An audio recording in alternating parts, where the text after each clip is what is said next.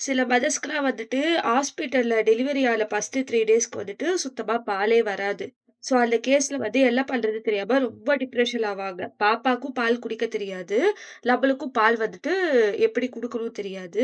அது நியூ மாமா இருந்தா சொல்றேன்.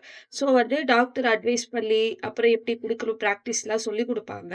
அந்த பேஸ்ல தான் நம்ம குடுக்க ட்ரை பண்ணுவோம். பட் அப்பயும் குடுத்தா பால் வராது. பட் ஆனா பாப்பா பால் குடிச்சா தான் நம்மளுக்கு பால் சுரக்கும். அந்த கேஸ்ல எனக்கு வந்துட்டு நான் என்ன பண்ணேன்னா வந்துட்டு, என் பக்கத்துல இருக்க பெட்ல வந்து ஒரு அக்கா இருந்தாங்க.